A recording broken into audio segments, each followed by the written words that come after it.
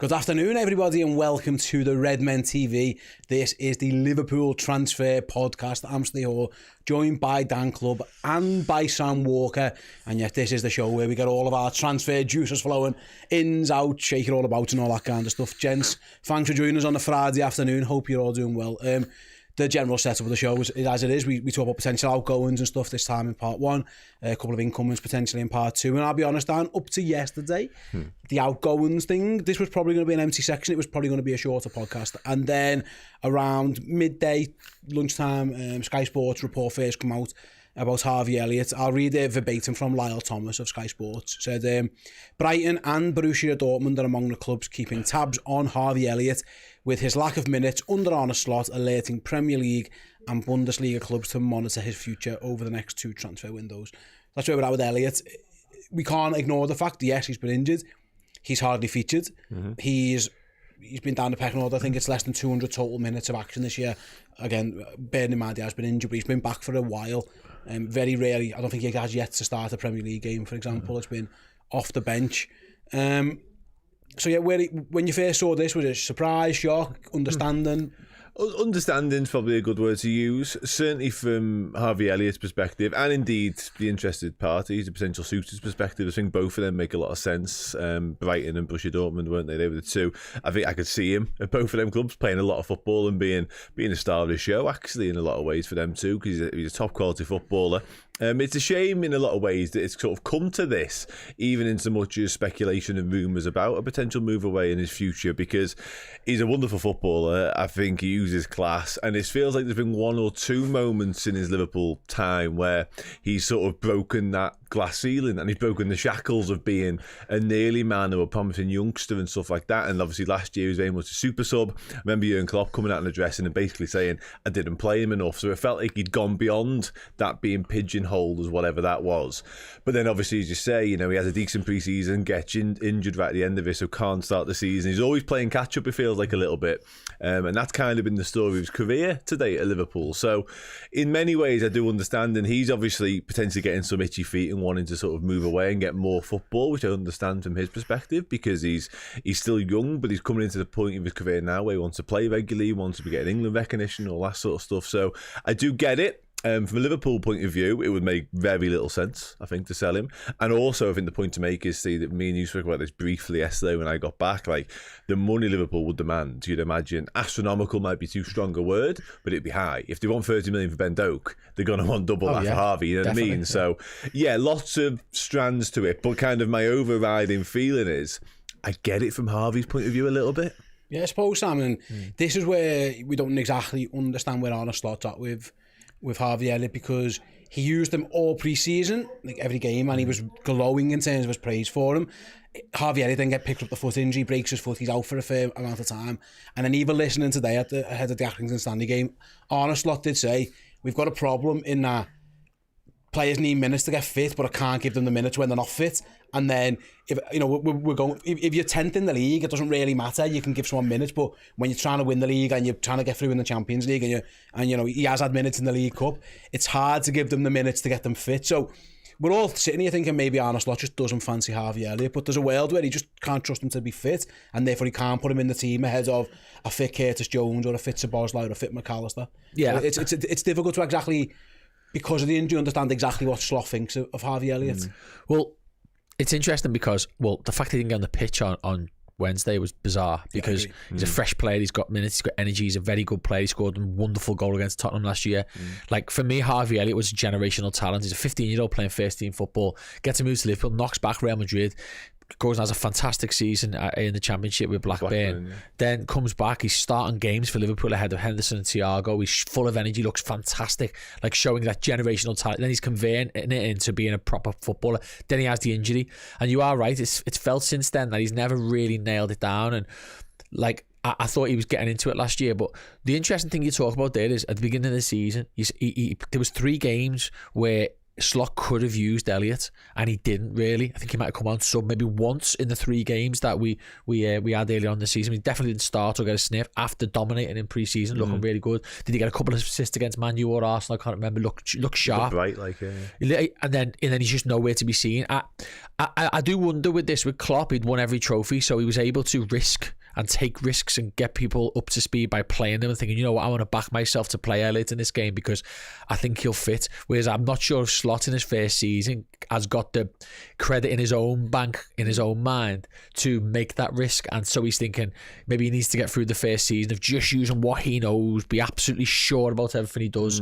And maybe next year, whoever Elliott is in the squad might get more because he's got that, well, I trust myself a bit more now. I know the squad. I feel like I can probably get away with doing that because it does feel as though there's been games this season where it just stunk of Harvey Elliott. Crying out for him, and he's not playing. You've had players trying to be intricate in spaces that they're not made for it, and it's exactly what he's made for, and he's not getting into the pitch. That is definitely his forte. I think he's been quite unfortunate, really. We mentioned the injury this season, but obviously had that bad ankle break and he got up at Leeds as well, and it feels like every time he is sort of cementing his place in the side, something comes along and stops that from being possible. Like I say, the 2 injuries just mentioned there, and he even had factor in Jurgen leaving. Because Jurgen, as you mentioned, was a big admirer of his, and he himself openly admitted one of his regrets was not using him more, as I've already said. So those 3 things there felt like genuine opportunities for Harvey Elliott to become a mainstay in Liverpool's first team, and they've all stopped that from happening for one reason or another. He comes in, he has to prove himself again under Arne Slot, and then an injury happens. It's been brutal, and I feel for the lad in many ways because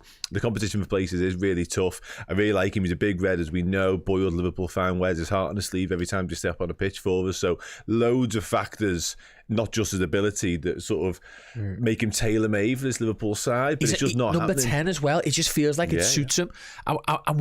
You're seeing like Curtis in there, and I love Curtis, but I actually think Harvey's made for it, and he's just not getting near it. Yeah, like I say, this is the thing, is that, and this is what happens in a big club sometimes, like good players, and I think up until the last couple of weeks, Harvey Elliott couldn't really be looking at any of McAllister, Jones and Szoboszlai going, they're having absolute stinkers, I deserve to play.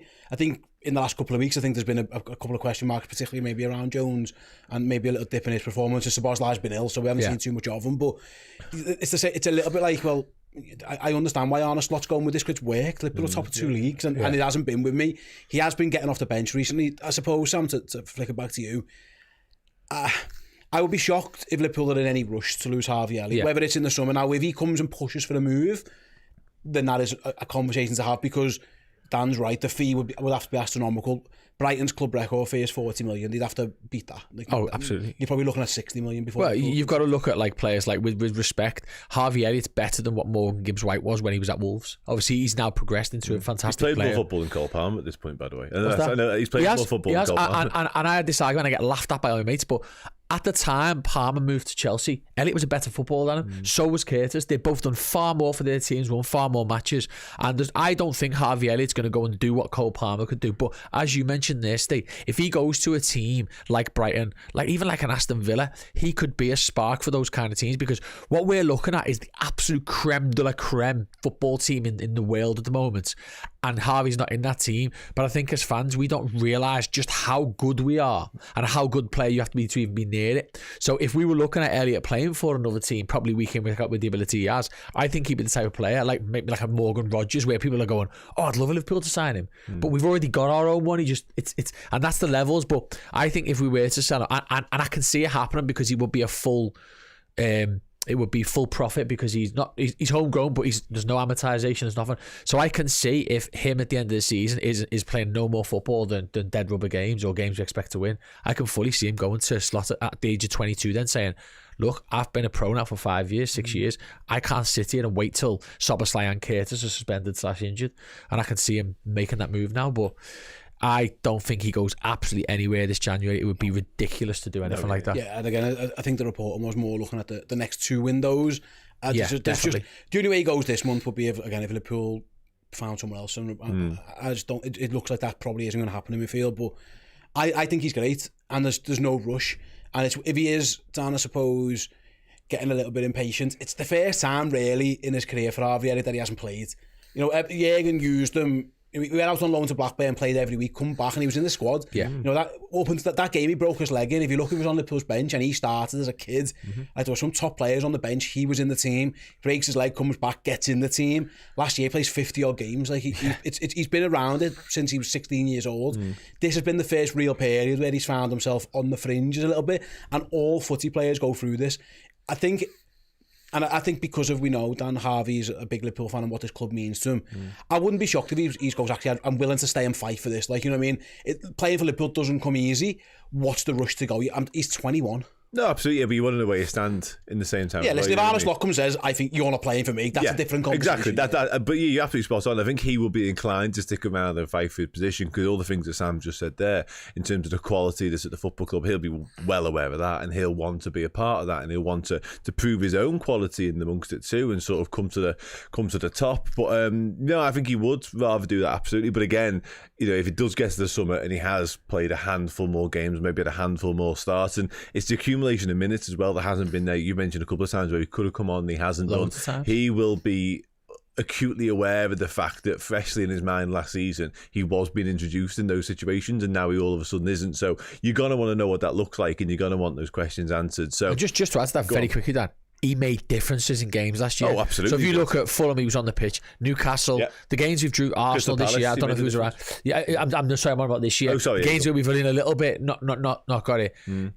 Maybe it was you needed more time. He adds energy, he adds guile. He's a really, really talented footballer. He really is. But I just think he wants to know where he's at. And it's interesting. I remember at one point last season, it was one of the obviously pre-Europa League press conferences. He was the player involved, and he was asked. It was around the time when all of his good work was coming from the bench, and he was changing directions of travel, the football matches. And he said, "Oh, you've been dubbed super sub. Like, what do you think about that?" And he took it all in stride, but he was quite sort of forthright with his, "I don't want to be a super sub." You know what I mean? So it doesn't shock you then when he's not even that these stories are coming out, or he is just starting to think, what does my future look like here? Because albeit Liverpool fan, albeit still got time on his side, again, England recognition, top honours, and more than anything else, he just wants to play football regularly, and you can't really blame him. Like I said, that level of club makes sense. I think a Brighton and a Dortmund, you know, really good teams, you'd play a lot. I just don't know if either of those teams have the money or be willing to spend the money that they could have won, because to go back to, if you're putting a price tag on him, Sam, they're looking for 30 million for Ben Doak, who's had one good championship season. Harvey Elliott did that when he was like 16, 17, and he's had Premier League good seasons, and you know, he's been on the brink. He's been England under 21 regular. He's been on the brink of the full team as well. The price that Liverpool will want for Harvey Elliott, I think it starts at 60 million quid. Therefore that's a lot for that level. I don't think Dortmund are spending that. Brighton maybe, because they could easily sell a Belieber or a Pedro, maybe, and you know, and all of a sudden they've got money in the bank. But you know, they sold Moises Caicedo for £100+ million. Their record signings, they're only £40 million. Like, Brighton I've never shown a willingness to spend that much either. It'll be interesting if we get to a point where Harvey Elliott goes, like, what level of team can afford him where he goes and plays regularly, because it's a fine balance though. Yeah, and it could be a trade-off. So it could be someone like, let's say Villa don't get in the Champions League this year because they're not doing so great in the league, and someone goes and buys Morgan Rogers off them or Ramsey, and they're looking at a replacement. They like English players, clearly. They've got an eye for that kind of talent. They may come in and say, we'll spend 50 million quid on Harvey Elliott. 60, I was thinking 50, 60, it's not too much in between, I guess, but you're talking about add-ons and things like that as well. But that could be where that sort of, there's a knock-on, where there's a couple of transfers that lead to Harvey getting bought. I'm not sure, because like you say, the drop between the top sort of 4 or 5 clubs who are probably not looking for Elliott at the moment, the next level would be those teams. I'm not sure how much they spend. Newcastle would spend a lot of money. Possibly, it's whether he's the type of player they want, because their midfield at the moment is Tonali, Joelinton, and Gumiere. So again, if he goes, you could see it. But again, it's breaking into that. People are dubbing that as the most stable midfield in the league at the moment. So Melissa Reddy say, I don't necessarily agree with that, but it's clearly up there, because otherwise people wouldn't be saying it. But the big thing with Harvey as well is, I think what's killed him a little bit is Curtis at the beginning of the season. Curtis Jones was seen as a number 8 and an alternative number 6 if needed. He suddenly found himself being a number 10, and he's not really playing anywhere else but number 10. That was supposed to be where Slot saw Elliott, and what you've actually seen Elliott is coming on wide in random places. I think Fulham, he came on in a bit of a weird position. He definitely replaced Salah in one game recently. Like, I do wonder whether, did he play wide against Southampton as well? At one point he started there. That's what I mean. The injury to Chiesa has probably meant that he's had to do that in a couple of the games, and it just feels like he's the one who's suffering everybody else's he dynamics. Slack a little bit. Yeah, and Slot's spoken about him as potentially being sort of an understudy in the backup to Mo Salah before, which I think a lot of us, myself included, had kind of thought was a thing of the past a little bit, and we weren't going to see much more of that because he has reinvented himself so well as that number 10, and it does suit him. You mentioned there, sort of great in tight spaces, picks up really interesting positions that defenders just don't like to go into, and he's got that guile, he's got the eye for a pass, and it felt like we had found a home really with Harvey Elliott, because he does lack the pace to play out wide, there's no two ways about that, but all of a sudden Slot's come in, and maybe it is the Szoboszlai and Jones in the 10 stuff, but for whatever reason he is looking at Harvey Elliott as a viable backup to Mo, and I'm not sure that's perfect for him personally. Last one before we move on from this one, Dan, I'll start with you. I'm always fascinated, if you believe stories, and it's not everything's true, but you know, I think a story from Lyle from Sky Sports, that's there's something in that somewhere. Forget the story now, it's like, where's it coming from? Is this Brighton and Dortmund putting the feelers out for Harvey Elliott? Is this the Harvey Elliott camp? So maybe putting whispers out there, you know, he isn't playing, whether it be an agent, a family member, whatever. I always try and wonder where these stories are coming from. It does Liverpool no good for this story to come out, so I doubt it's Liverpool putting them in the shop window. If it is the Harvey Elliott camp, that would suggest he's a bit pissed off at what's happening, basically. Yeah, I would say that is definitely the case personally. I don't see it as Brighton and Dortmund. That will come sort of after the fact, once it's become sort of knowledge or people have made aware that Harvey might be looking for, or starting to wonder where his future does lie. Then maybe the interest comes, or the suitors come along thereafter. As you say, there's no way it's Liverpool potentially touting for business for Harvey Elliott. That's just a non-starter. And I would put it down to him, and that kind of sort of circles back around to my central point on this, because I do understand where he's coming from. I think it's far too early for him to be really kicking up a fuss and banging on Arne Slot's door and saying, what's going on, I need some football, otherwise I'm off in the summer. I do think that's premature, and definitely this window, as Sam mentioned earlier, I think there's no way that happened. Liverpool wouldn't allow it. Harvey Elliott doesn't need to be doing that sort of thing either. But it doesn't shock me that he will be starting to wonder what his role in this squad is longer term, because he'll be probably aware of the fact that, you know, Arne Slot's got a big window coming at some point too in terms of incomings, and if one of them's a midfielder, and especially attack-minded one, that's another sort of spanner in the works. That means that Curtis is now a number 10 and maybe Gravenberg can be freed up to go a bit further forward as well. There's loads of different moving parts in this. So again, and with the lack of minutes he's got, it doesn't shock me at all that somebody of Harvey's age and the age he's coming into and where he sees himself and what he wants to be as a footballer, he's well within his rights to start wondering what's going on. So I would imagine it's come from his side. Yeah, it wouldn't be a shock. It wouldn't be a shock indeed. Right, we're going to take a quick break. Afterwards, we're going to be speaking about potential incomings. There's been reports once again. I think this happens every window. Liverpool being linked with Josh Kimmich. We're going to touch upon that briefly, and then we're going to have a big chat about Kvaratskhelia as well. We'll be back with that part of the show after this quick break. See you in a minute. Hello over there, just wanted to tell you what you could win if you were in our Club Legend prize draw for January. This is a biggie. We're starting the new year off with a bang. It's this, a signed Liverpool shirt signed by Ian Callaghan, proper Liverpool royalty, the record appearance maker for the Reds. 857 appearances he made. Not all in this shirt, you'll be glad to know, but if you want to get yourself a chance of winning this, head to redmenplus.com, sign up as a Club Legend, or upgrade your existing subscription, and you might just be the lucky winner. Yeah, get yourselves involved, guys. redmenplus.com, join as a legend. If you do so, at the end of this month, we'll be giving away that signed Ian Callaghan shirt. We give loads of our stuff away. Too much good stuff, if truth be told. David Fairclough, Kenny Dalglish, Barnes. John Barnes before that, Ian Callaghan coming up. We've had European Cup winners Bruce Grobbelaar. We give stuff away signed by him. It's been a joke, really, if you think about it. It's been really good stuff. So, get yourselves involved. redmenplus.com. Get more content and a chance to win some boss gear as well. Right, let's move on. Potential incomings. I mentioned it first before the break, Sam. Josh Kimmich, his name has been banded around, linked with Liverpool for a long time. Christian Falk, Sport Build, that's right, I'm saying, says Liverpool are considering signing Josh Kimmich, who's 29, from Bayern Munich. He's a free agent in the summer. Bayern are in talks with Kimmich over a new contract. So my first question is the same as the last question we said about Harvey Elliott. Where does a story come from? Are the Kimmich camp using Liverpool's name as a way to get Josh Kimmich a new Bayern Munich contract, because that's kind of the dots that you start connecting here. I mean, we're a weird club to use to get, like, you know, Liverpool, who don't really sign older players. I mean, Thiago was about 27, 28, but that was a one-off, and it's been pretty clear. It's interesting that they would choose Liverpool as a team to pick. You'd go Man United or, you know, Arsenal need a bit of experience. There's other clubs that you could potentially say, and it's not really, I mean, I suppose if he wants to play right back, maybe there's some legs in it, but it's an odd one for us to be the team they use. But for me, it's you know, Kimmich, I don't think is coming to the Premier League, never mind Liverpool. I could see him going to La Liga maybe, because we've seen that before a lot of the time with Bayern players.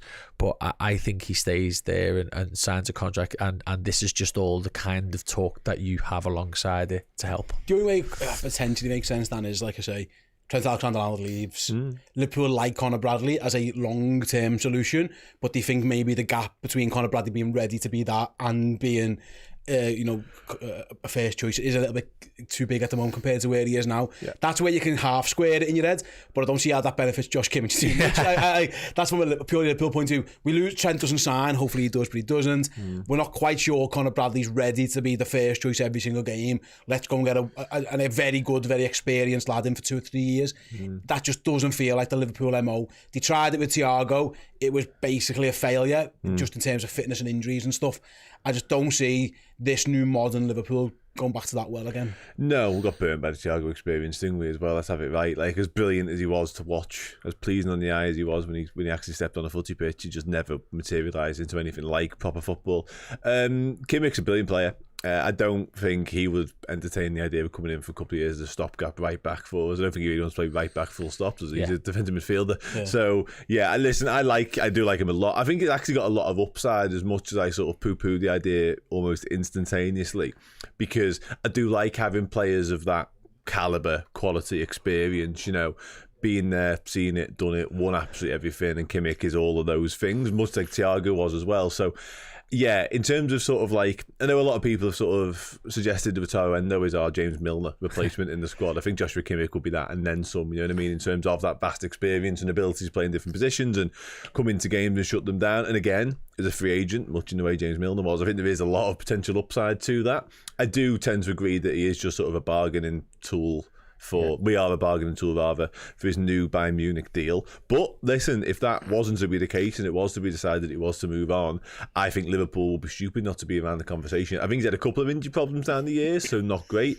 He's not quite as fragile, for want of better words, as Thiago, so maybe we'll be able to sort of cope with the vigours and be a bit more robust for the Premier League. So yeah, I don't hate it as a rumour personally. I don't see it, but there we go. Wages in it. Wages, age, it makes it like the age is a thing, yeah. But again, I think if you did add that experience and quality, then why not? No, I like him if he's a good player. I just don't see there's much in it, to be honest with you. I think we just know better with our sporting director and team, don't we? That's probably the reason why. Can I suggest Federico Chiesa is a thing to you?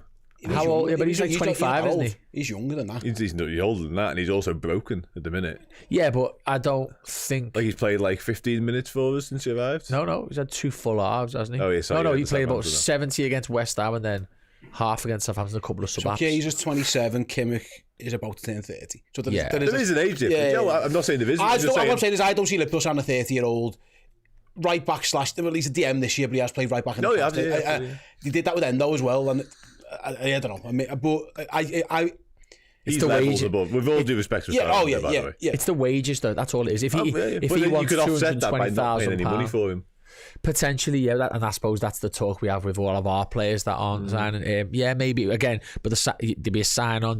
It'd be interesting. I just think that Edwards and Hughes wouldn't do that. I'm with you, by the way. I'm just playing devil's advocate a little bit. They'd rather pay more for someone who they can invest in 6 years and potentially sell on. Look, yeah, we mentioned Brighton lad a minute ago, probably is that in terms of DM. I think Carlos Believe would be the answer. But again, I do think there are positives to something like a Kimmich deal, and it's not necessarily always on the pitch. It's not like that kid who Thuram, was it? I remember coming in, we were chatting one day, that was yourself, and we were talking about Thuram at Inter. It was just like non-starter. Marcus Thuram. Yeah, them kind of rumours are just absolutely a waste of time. But yeah, if you put Kimmich into our squad today, you'd have something, because he might be happy to play right back sometimes. And that, if you've got a lad who can come in and do a bit in midfield and a bit right back, you've got something there. Like James Milner plus. Exactly. Well, yeah, it could again. Yeah. I just don't. Again, I think you're right. I just don't see this. It's a 30 come summer job, isn't it?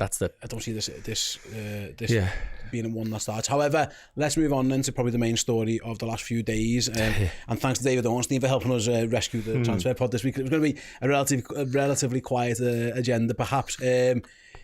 Khvicha Kvaratskhelia, there we go, got it right. I think I got that right, didn't I? Kvaratskhelia, Kvaradona, as the Napoli fans Kvaradona.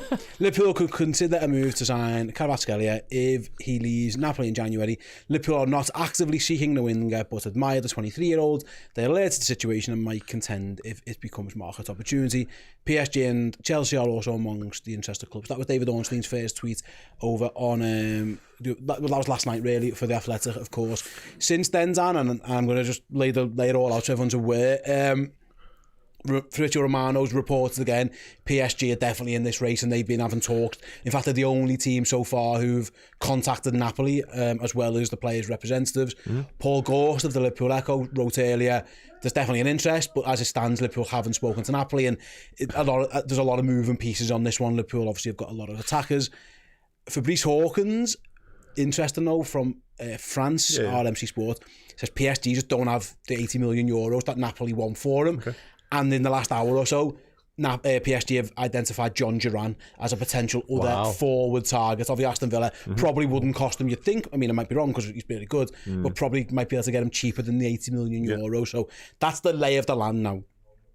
My question to you, first of all, Dan, is this smells a lot of Luis Diaz and Cody Gakpo moves. When Liverpool like the player, hopefully they were going to wait till maybe a summer to do something, and another club came in and it appeared that the club were going to sell.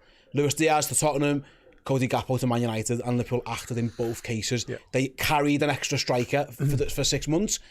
In Diaz's case, it was Mane. In Gakpo's case, it was Roberto Firmino, and then both left a few months later. This is why this one could make some sense.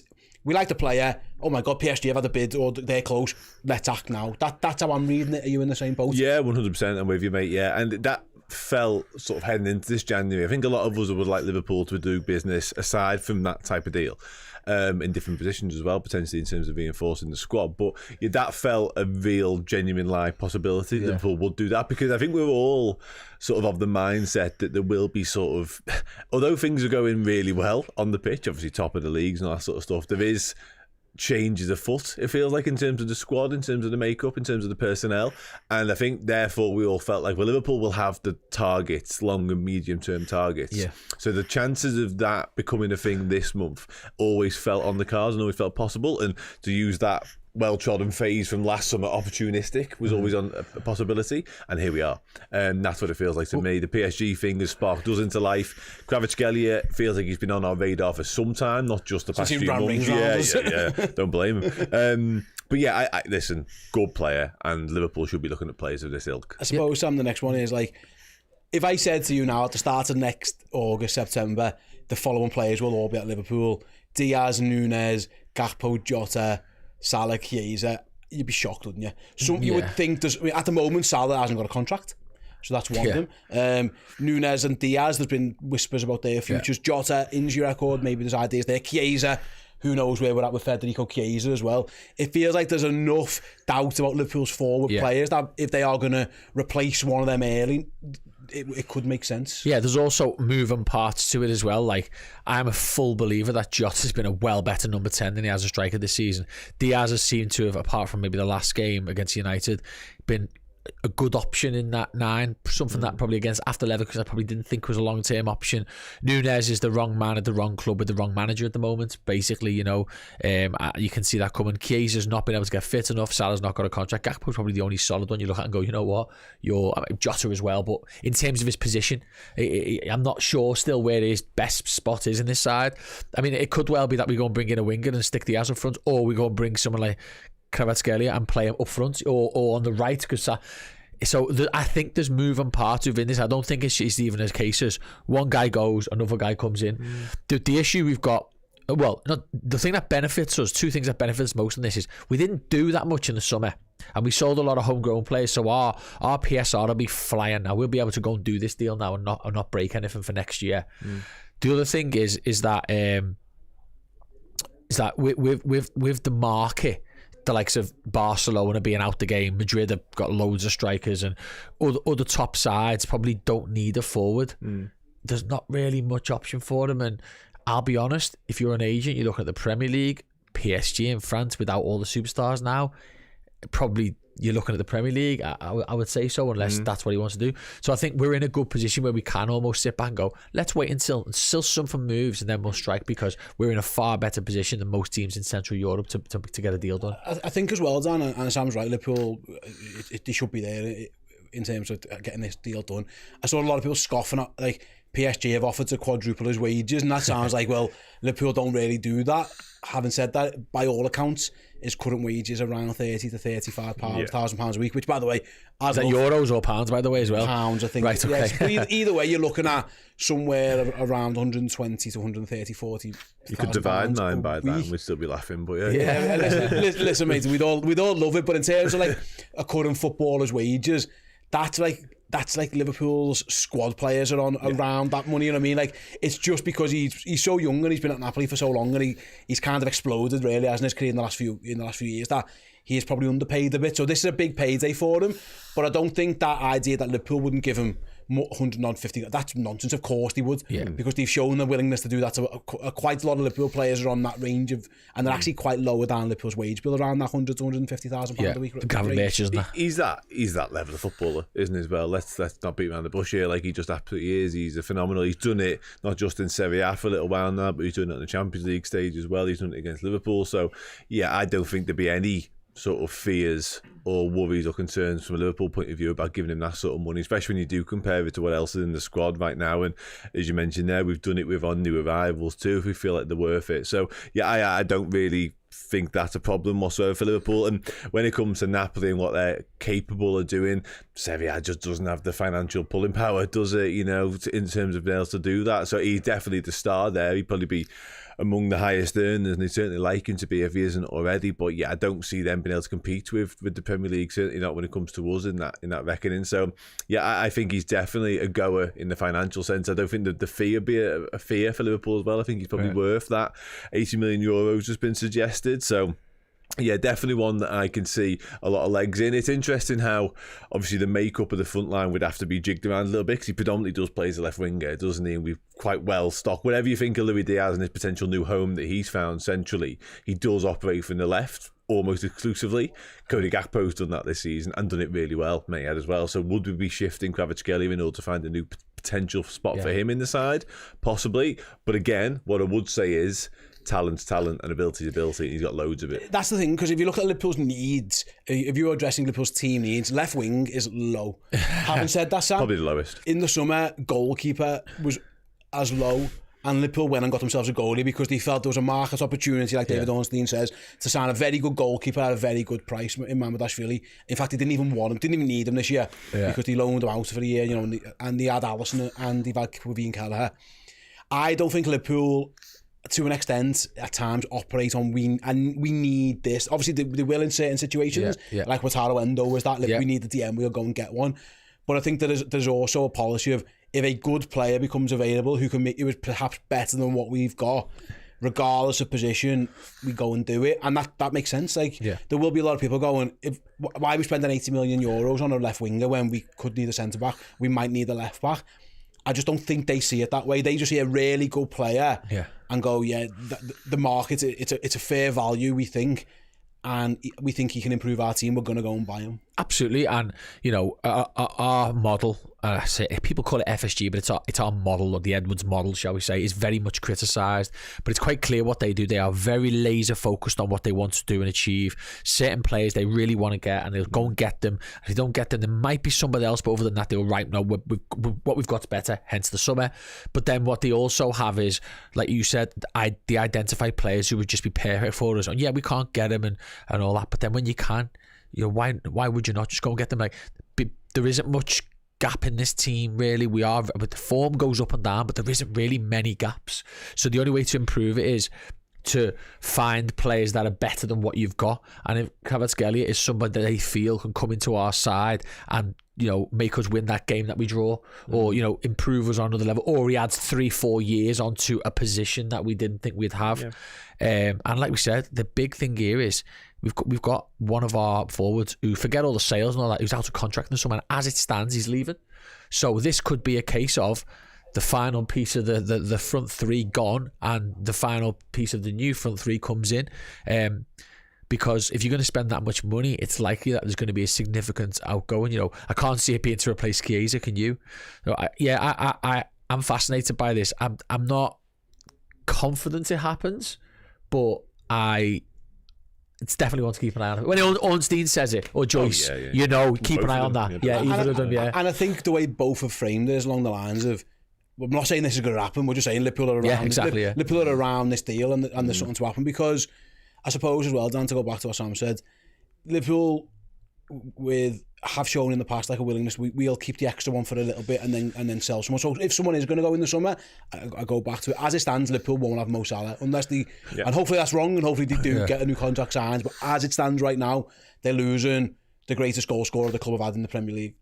So that's something that you have to factor into this. But also, I think there is enough noise around most of the others. I'd say at this moment in time, the only one I think is definitely going to be here next, like 100% is going to be here, is probably Cody Gakpo. I agree. Yeah. I think everyone else, there's a little question. I think Jota perhaps, but I wouldn't be shocked if the manager gets pissed off his injuries. I've said it a million times, if he gets injured between now and the end of the season, and a biggie, like a 2-monther, there's a question mark. He's next on my list. Question mark. Next. If I had to rank, I'd say Gakpo, then Jota, and then I don't know. Diaz, Salah, Nunes, whatever, Chiesa, I don't know where they're all at. They're all different situations, but there's enough doubt about Liverpool's 6 attacking players that bring them one in now, age 23, for a relatively decent fee on what should be a relatively good but not breaking the bank wage. It does tick a lot of boxes, and also he's fucking boss, and I love when Liverpool are linked and sign boss players, because it's really exciting. And it's a Serie A move as well. We know Richard Hughes has got a lot of sort of contacts and a lot of eyes over there. He spent a lot of his playing career over there, didn't he? So it makes a lot of sense for a lot of reasons. I like the thought of him arriving at the football club, what it means to other people, and I haven't quite been able to sort of square off in my head yet, because again, is an ideal sort of addition to the squad, albeit I take your point, if a good player becomes available, just do it, because why not? There's no getting away from the fact it's far from an ideal fit in terms of balance, in terms of what we currently possess. So something would have to give in a big way, whether it be somebody moves or somebody leaves, whatever.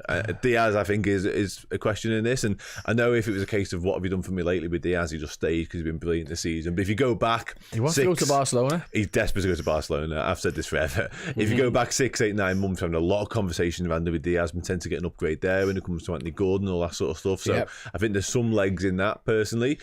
It wouldn't, if that deal was to happen this window, it wouldn't amaze me, by the way, and bear with me here, if Chiesa went the other way. It wouldn't shock me in the slightest, by the way. On loan to Napoli just for the rest of the season, because it's a little bit of a make weight for Napoli. It gives them a similar type of player. Go on. Harvey Elliott.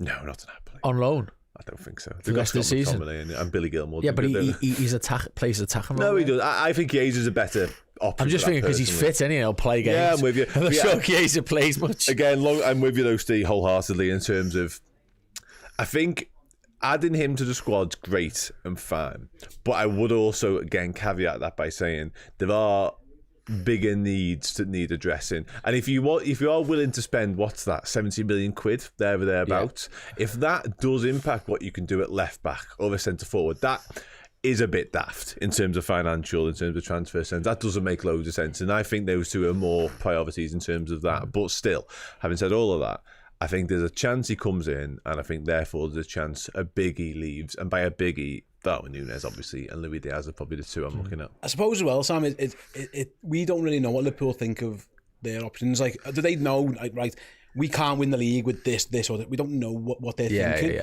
Yeah. The flip side is, we're in a position that I don't think we expect it to be, and I don't think many people expect us to be top of the league and top of the Champions League and the League Cup semi-finals. I just don't think that we were all expecting this, having changed the manager. They find themselves in a really good position. They did it with Luis Diaz, and it got them to a Champions League final. It got them to the brink of a league title as well. There is a thought of, okay, we're in a good position here. Let's push the button now. You know what I mean? Like if bringing him in, and I get it, it's in a position of strength, but if that means Lucho becomes your backup striker to Jota, you fucked Darwin Núñez off, for example, and your two left wing options are Gakpo and Kvaratskhelia, does that give you a better chance just to win the league now? And there's definitely an argument to be made to say, yeah, it does. So there is an argument, not long-term, opportunistic market opportunity, all makes sense. But it's also a case of, like, it could help you win the league now, if you think he's that good. I think he also possesses the skill set. I saw his dribbling, his completed dribbles is down this season, but I wouldn't take much of that. You know, in Italy, it's a very defend, set, and then face your attack. In the Premier, it's not. It's wild. You find yourself in one-on-ones running back towards your own goal, as Trent and Robbo find a lot.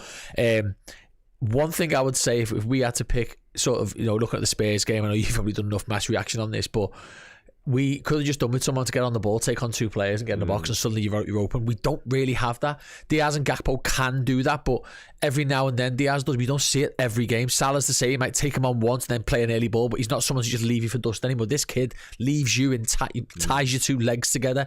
Like, that could be something. When Foden's on form, Bernardo Silva, they leave their players tied in knots, and it's just something that we've not really had in this team. So if he's got the running power and he can do all that, there is something in him that you could say, you know, would be useful to bring to the side. And also, forwards win your matches. The reason why we went on all four fronts that year is because we weren't watertight all the time defensively. We were good, but we were just like, now we're conceding the odd daft goal, but we were able to go and get 2 goals because we were good enough. We had Mane, we had Diaz, we had Salah, we had Minamino, we had Origi, we had Firmino, we had Jota. There was lots of players there to do it. And so if you are going to go and win the league, signing a left back who's not as good as the lads you're probably after, because they're not available yet, isn't going to do that for you. No. Going and signing a lad who could come on and score 5 goals in the last part of the season and win you a competition could well be the difference. I always go back to, like, Luis Diaz. Liverpool didn't need Luis Diaz when they signed him, but then what happened is Diaz got in the team, they stuck Sadio Mane up front, and all of a sudden he was scoring goals. You know, Luis Diaz scores in the Champions League semi-final, big goal when Liverpool were right up against it. Like, I do see the value in these kind of things. You're right.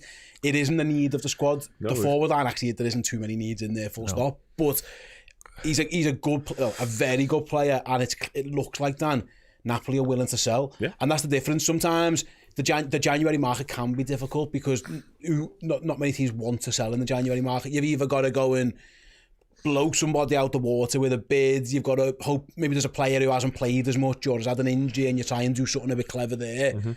But this is a situation where, maybe Napoli aren't having the greatest season they've ever had. They're happy to cash in on the dough now. The players, top, aren't they? He looks like he's ready for his move, but that's kind of my point. Like, they're selling him for something. There's a reason why it looks like they're going to sell him now. Contract stalls, I think, isn't exactly. It? Yeah. So he's available.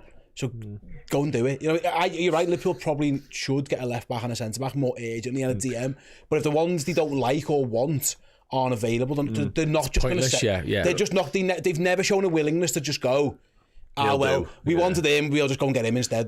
They'll never do that. I'm with you, completely with you. My point was more on the basis of, longer term, if this financial outlay now impacts what you can do further down the line, does it really make a lot of sense? You know what I mean? But again, the parts that sort of go out the door within this may make that next deal financially viable if somebody was to leave in the summer off the back of that, whether it be Darwin, Diogo, Luis Diaz, whoever.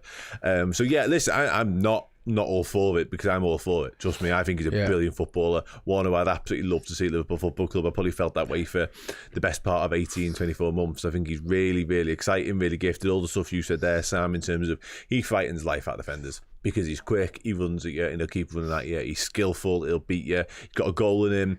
He can play across the front line as well. He's not done a lot of it. I would suggest like 90% of his footy has come from left wing, but again, we've seen Gakpo go central, certainly not this season as much, but he has. Luis Diaz has played across the front 3 at times, a lot centrally this year. So if he was to come in this current iteration's Liverpool squad, you can make it work, and you find places for players of this talent and this ability. And if it is the difference between winning the Premier League or Champions League this year and not, absolutely, why not go and do it? And again, you're not paying above the odds in terms of the finances, because I think anything around the 65 to 70 million mark with somebody of Kvaratskhelia, who I don't know this for certain, but I would imagine was once touted as £100 million plus footballer.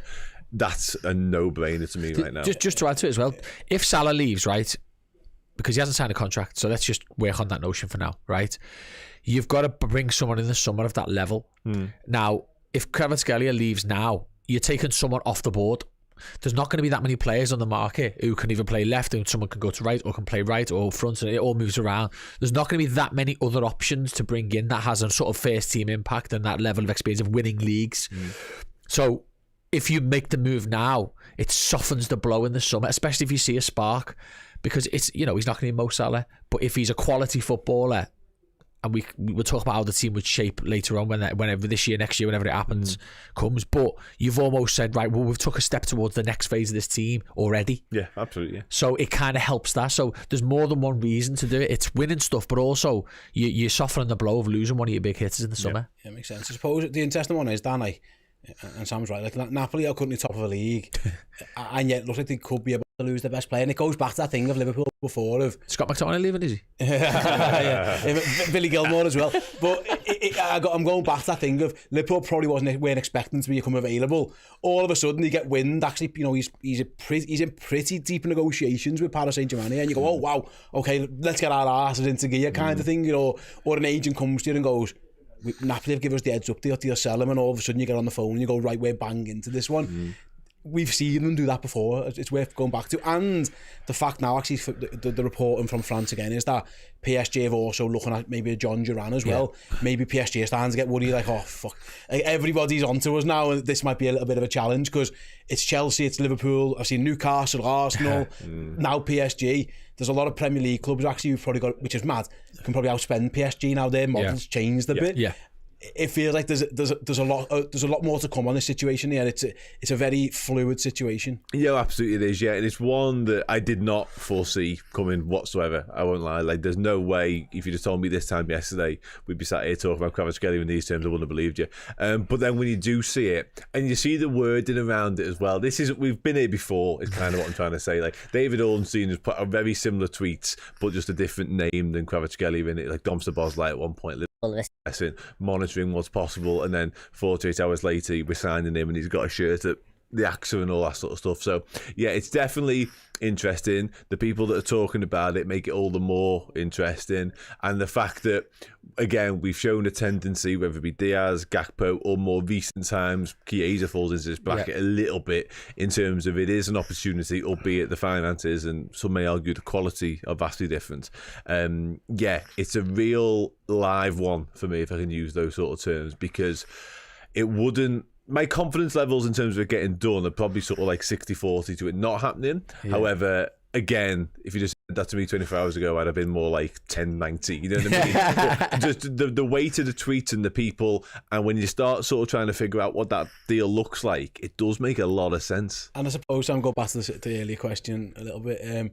There are certain reporters, like if this had came from X outlet, we'd be like, bollocks. But because David Ornstein's got on it, Paul Joyce has got on it, and actually Liverpool have commented themselves, it looks like, to Paul Gorst on the Echo, saying like, yeah, but it's unlikely, there's a lot of moving pieces. Which is the right thing to say. Play it down a little bit. You have to give it credence. The issue now is where the story comes from. That's the next question. Is this an agent trying to get more money out of PSG? Is it Napoli trying to start a bidding war? Because I think the general process is these reporters will have got wind of a story from somewhere. They will go to Liverpool and ask for a club stance and then get something back from Liverpool. It feels like, I don't know, is this like an agent who's just kind of leaked it to David Ornstein because Liverpool informed him, here's me giving you a bit of info, or are they just trying to get PSG to bite the bullet and pay that £80 million and pay that wage now? Because listen, it wouldn't be the first time Liverpool have been used as a little bit of pawn, you know, like, Casado was the perfect example. Well, that was the worry. They kind of got baited into that one a little bit, fell into a trap, and before you know it, it was to give Chelsea the hurry up. I'd like to hope that this isn't happening again. With this more experienced, at least Michael Edwards, I know Richard Hughes isn't, but a more experienced sporting setup, I guess. Well, I was going to say that Schmadko's just Klopp's gopher, wasn't he, really, in that sense? And I actually think Brighton thought Chelsea weren't going to pay the money because they were bidding ridiculously lower than that at the time, 50-60 million. So that was a difference. It does burn you as a fan, that a little bit. But what I would say is Liverpool commenting to not only our JNOs and Paul, obviously a friend of Redmen, but to Ornstein. And you know what Ornstein's like, we've all heard it. He doesn't do it unless there's 2-3 reliable sources. He doesn't put nothing out. Makes you think that we're happy to play our part in it. Now, I'm not sure why we'd be happy to play our part in PSG getting rinsed a bit more. I wonder whether Liverpool are being coy about what they say to, again, we might be sitting back waiting. So we'll say, yes, we do like him. And then if PSG don't make a move in the next day or so, we then go and do it. Richard Hughes also with, as Dan says earlier, with his Italian links, I think, again, is probably slightly closer to it. You'd like to think that if we do move, that we've had a bit more of a confident sort of push from Kvaratskhelia's agent, because I don't want to talk about Zubimendi, that was a bit different, but Caicedo, we had everything done. He didn't join. It was weird. So he was hard set on Chelsea. Yeah, it was, and you don't know if he's got his heart set on PSG. But what I would say is the new 70% UEFA rule, where you can only spend 70% of your wages, agents' fees, and amortization costs, is going to put PSG in a position, because before they just pay a bit of an FFP fine, break it a little bit here and there. But the difference here is a lot. So us being able to pay maybe not even 80 million euros, maybe 70 is a lot more than maybe what PSG can pay. Absolutely. Thomas Smith here with the super chat. Thanks very much, Thomas. Says FSC saying they have the money to spend it, the right players become available, they just don't waste money. After all, it's not an Xbox game. And I think, Dan, a lot of people get the ownership thing is a powder keg, and I'm good use. Because be arsed. Throw it at me, cool. No, not that, but I do believe, like, I don't think there is a number where you go, right, you've got 50 million to spend, go and spend it. It's a player-by-player basis, and you go to them and go, listen, this opportunity's come for him, and they'll go yes or no. Or yeah, you can have the budget, here's not the budget, whatever. Right, we've been offered the chance to sign Kvaratskhelia for £70 million. Can we go for the button? And then it's up to them to say yes or no. It's whether Arne Slot, Richard Hughes, Michael Edwards feel like that's beneficial to Liverpool now. And if it is, I wouldn't be stunned if he's a Liverpool player this month. I wouldn't be stunned if he's not either. You know, it feels like that. But this isn't one that you can just dismiss straight away, because we've shown we've done this in the past. Yeah, no, you can't dismiss it straight away. Far from it. It's got legs as well, as you said there. And again, I had to laugh to myself there when you said I wouldn't be stunned if he was Liverpool.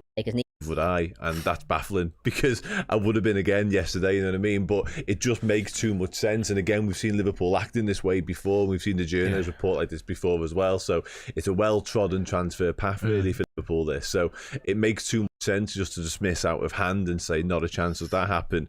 And as you said, the FSG have shown that willingness, and they get a lot of criticism, and rightly so, in some quarters, certainly for some decisions and some transfer dealings down the past, and some reluctance to spend when it might have seemed it was necessary. Whoever's decision that was hasn't always come up smell the roses, I think it's fair to say. But the Caicedo one is the perfect example of their willingness to break open the war chest, or actually deliver the codes to the safe or whatever it may be, because that came out of absolutely nowhere, that deal. And Liverpool didn't show anything like an appetite to go and spend upwards of £100 million on one footballer, and then all of a sudden we did. I think if an opportunity arises that the people in situ and the people in positions of power go to those people above them and say, listen, we can't afford to not be at the table for this, Liverpool will do it. And this feels like one of them. This feels like all of those things in one way or another, albeit slightly differently, are aligning once again. So I think if Michael Edwards, who's been given even more power than he had in his previous role in the football club, of course, because this goes beyond the football club, if he went to Mike Gordon, John Henry, whoever necessary, and said, listen, this player's presented himself, we've liked him for 24 months. We liked him when I was first here, to be honest with you. All the numbers stack up. What he can deliver stacks up. Long term, we'll have to rejig a few things that we're doing, but for the here and now, he's available. PSG are sniffing around. Can we have £80 million to go make this happen? It's a good chance. You got to remember as well, like, transfers aren't all, like, it's not like they're going, yeah, John, go to your credit facility and get us 80. It'll be overtime. It'll be overtime. Yeah, of course, yeah. But you know what, Dan? This is it's with the ownership and with the likes of Edwards, it's about trust. So, if you're the boss and you go to your boss with asking for something and they say yes and you deliver on it, you gain trust. Next time, yeah. So by us in the summer going, we couldn't get Zubimendi, we're going to stick with what we've got, and it working. And so from the owner's perspective, are you sure you don't want anyone else because your team hasn't had any? And they go, yeah, right, okay. And then it works. What you're doing is you're proving that the decisions that you're making are beneficial to the team. So when Hughes/Edwards go to the top and say, we need £70 million worth of credit over the next 3 years for this guy, and they go, sound, because we trust that you're making the right decisions. When we're buying Núñez for 85, different owners or whatever it was, that's when you're breaking trust. Yeah. Well, Michael Edwards is in the perfect position with which to do that, because he's built up a whole bank of trust from his first time around. So much so that they've reappointed him again in this higher position than he was before. And so much so that he was allowed to go and appoint Richard Hughes. Exactly. You know what I mean, he's literally gone and appointed. And on a slot, yeah. But the Hughes one in particular is very much on Michael Edwards to say so, because they have a past relationship. So much is FSG's faith in Michael Edwards that they're allowing him to make this sort of decision. So you would imagine if he was in any way involved in this one, there's a good chance. Absolutely. Yeah, I would say so. Do you think we sign him? This month, January. Can I just say 60-40 again and be done with it? Yeah, I think 60-40, no, but I think there's a very decent opportunity they could do. Yeah, it is a lot, yeah. I think no, only because I think that he may well have gotten so far with PSG. But again, like, look, I'm not a fence sitter. I'll say no. If we do, it's exciting, isn't it? I think he's more likely to stay at Napoli than he is to go to PSG. Do you? Yeah. Yeah. Okay. I think it's all for them at this point. Wow, okay. Okay, fair enough. Nice. You look at me. You? Come on, Steve. I'm 60-40, yes. Oh, yeah. Oh, wow. Wow. Love that. I like that. I like that. But it's very clear. Glass half full. It's a little bit more if you think about it. Yeah. 10% more. But I just don't think David Ornstein puts this kind of stuff out there without there being something. But like I say, he did report on other things. He reported on Casado at the time. He reported on Zubimendi. They didn't happen. But he was on point. Yeah, everything he said was true about it. Yeah, he's not just going to put a story out into the accepted. It's now up to the player. But that was always. He was never wrong. No. So he's not just going to throw it out there and like see what sticks. He's just not the type, and not blowing smoke up his ass. But it's factual. It's true. Yeah, absolutely. We'll keep an eye on it. I'm sure as and when anything does break, or if he signs, wherever he goes, we will cover it here on Redmen HQ rather. Thanks to Sam, thanks to Dan, thanks all you guys for watching or listening to this Liverpool Transfer Podcast. We'll be back with another one. Actually, next week will be on Thursday. A little change to our schedule. We've got a few other irons in other fires, so we're doing Thursday next week. Catch us all then.